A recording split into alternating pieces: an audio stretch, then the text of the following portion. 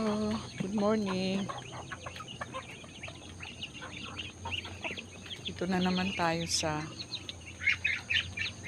mga alaga nating pato at manok. Ayan, pinakain ko na sila. Kumakain sila. Ayan, ang bilis lang kumain. May tirang kanin dun sa may birthday yan. Kaya, yun ang binigay ko muna. Sayang naman.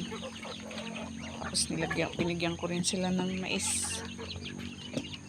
Ayan, kumakain sila. Ayan. Same routine. Umaga, hapon, yun. Ayan, kumakain sila. Medyo,